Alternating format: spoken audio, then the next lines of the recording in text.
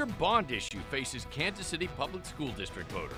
Deferred maintenance has become the norm, not the exception. A $474 million package to help fund deferred maintenance, upgrade schools, and provide educational tools for students. This week, Superintendent Dr. Jennifer Collier joins us to explain why district taxpayer support is needed.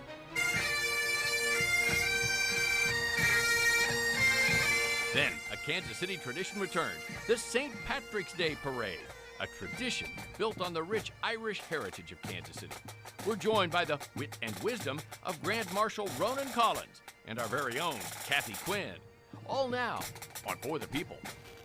And we welcome you into another edition of For the People. I'm John Holt. The year 1967, Lyndon Baines Johnson was president, and the Chiefs and Packers hooked up in Super Bowl I. It was also the last time Kansas City School District voters have had a chance to vote on a bond issue.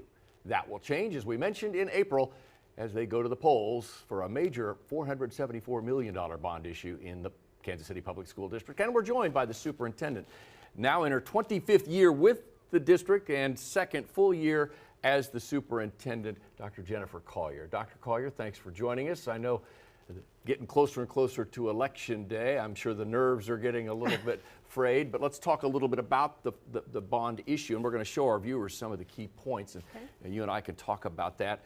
This is a $474 million bond issue that will really go toward, as we mentioned, deferred maintenance, one of the key issues, new construction, improved student tools, classroom kinds of things, and safety and security. This was not dreamt up overnight. I know you spent a lot of time engaging with the community, and it's part of your 30-30, or 2030, I should say. I don't want to jump too far ahead. Project 2030 plan, your master plan. Absolutely. So this is something we have certainly been thinking about for a very long time as we've looked across our district and we see our needs, and the needs are very apparent for anyone who walks into our buildings. You can see the age of the buildings, the condition of the buildings. In many cases, it's palpable. Our students talk about it, our staff talk about it. And so it's something that we've known for a long time that we were going to need to address on a large scale, and that we wouldn't be able to continue to do what we've been doing. We really need a bond passed to be able to address some of those infrastructure and those maintenance needs that we have had to kind of put to the side for many years. I want to talk about deferred maintenance because that is a big part, as you just mentioned, of what you're doing. How did we get to this point? And I know you haven't been superintendent that far back, but why couldn't the district keep up with maintenance over the years? Well, over the years, we have not had a bond, and typically that's how most school districts address those infrastructure needs. That's the way they build new, the way they take care of renovations and large projects, maintenance projects that need to happen. We've not had a dedicated funding stream for that purpose. And so what we've done is we've taken some funds that really should be going into classrooms and into schools and set those funds aside each year so that we can kind of patch up here and there. But it's no different than your own home. You can only patch up for so long before eventually things are at the point that they're going to crumble. The district was able, though, to add air conditioning, for example, after the school year was cut short. $32 million was the number.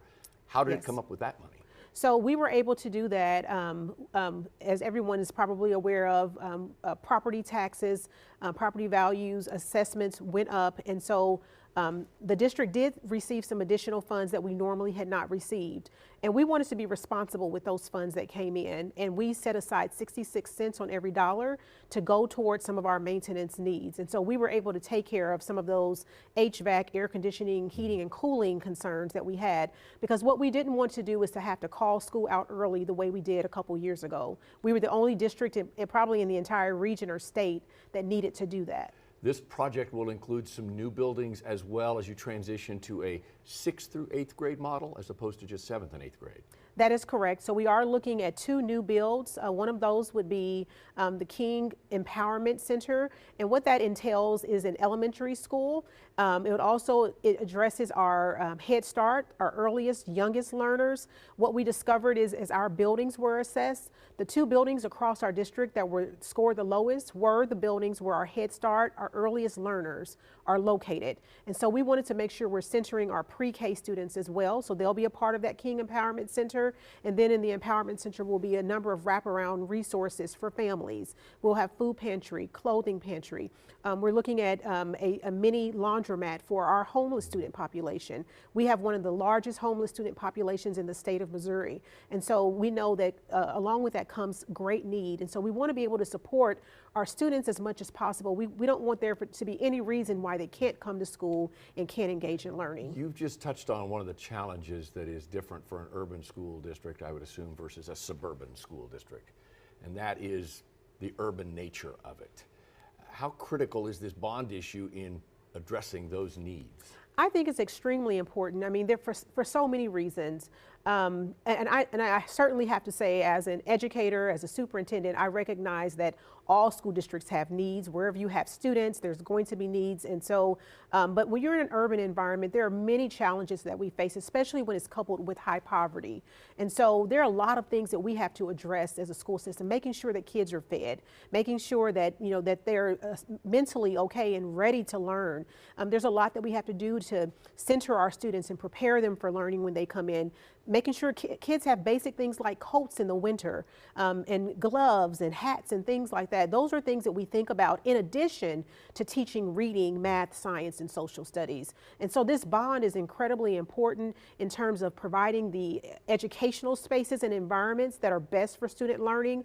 But we also have to think about the impact to students, their social, emotional. How do they view themselves when they walk into buildings that are dilapidated, especially when they have opportunities to visit other school districts and they see these state-of-the-art buildings. Our kids are going to competitions, swim meets, debate, choir, athletics, and they are seeing all of these facilities. They know what kinds of buildings that their peers across this city and state are in.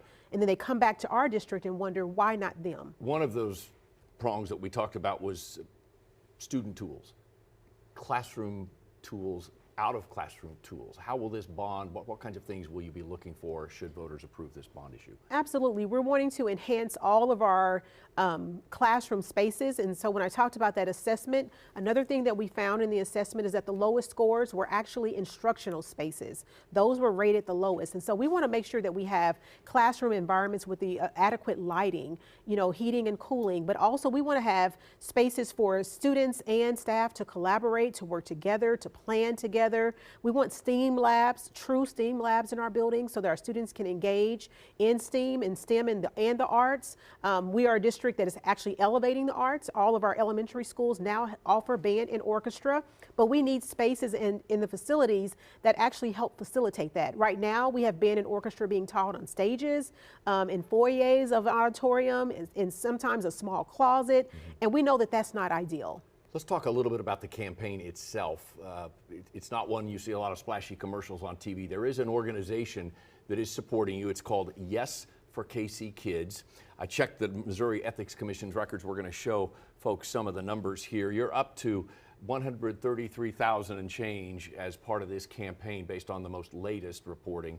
And some of your benefactors, J.E. Dunn, the Greater Kansas City Chamber of Commerce, the Black IRR Trust, which is an organization, nonprofit that works in the urban community.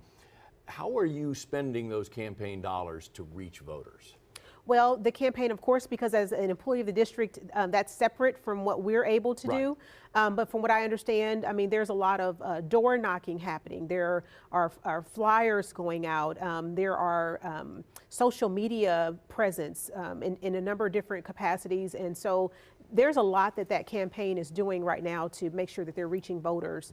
You know, phone banks are being set up, but there are a number of ways that they are trying to reach folks in our community to, number one, raise awareness about KCPS's need and to encourage people to support. Do you have concerns about actually a couple of things as you come up on the April vote? You had the property tax appraisal issue in Jackson County. Taxpayers are dealing with that. You kept your levy where it has been.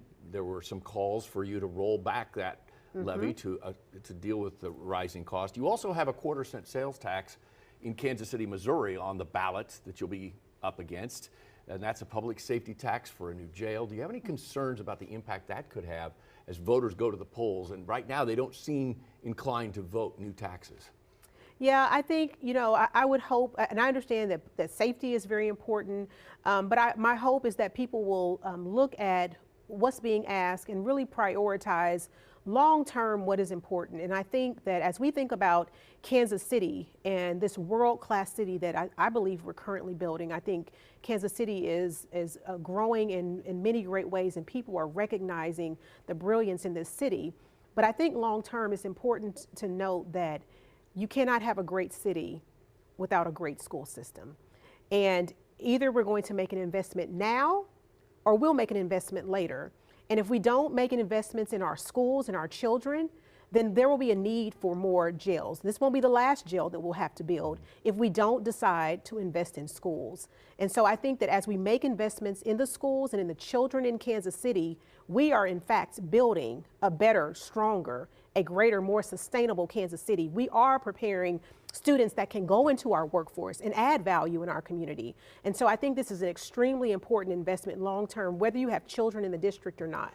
The average homeowner would pay about $231 more a year, I think is the number, $200,000. About $20 per month. Per month, yeah. I know you don't like to think about this, but given what we've talked about and the fact that right now voters don't seem in the mood, is there a plan B if it does not pass? What happens next? Well, if it doesn't happen next, then we're definitely going to regroup and we'll come back. Because once again, I have to keep saying, if we want a world-class city, you can't do it by leaving the school district behind. And this is a great time to invest in Kansas City Public Schools because we are a district that's on the rise. We have made great improvements, regaining our accreditation, continuing to build on that and even increase our APR scores, higher graduation rates. We improved at least 9 to 10% graduation rates. Our enrollment has increased over the last 3 years. The greatest growth that we saw in our APR scores this past year were in the area of reading, which has been one of my priorities since I've become superintendent. We are determined to make sure that our students are readers, writers, and effective communicators. So we are doing the hard work to prepare our students, to improve our system. And so now we need the community to come on board, to wrap their arms around us and support us in the continuation of the great work that we've begun. We wish you the best, and either way, we'll have you back to talk about what comes next. All right, well, I'm ready to come back once this bond passes. I like your optimism there. Dr. Jennifer Collier with the Kansas City, Missouri Public School District.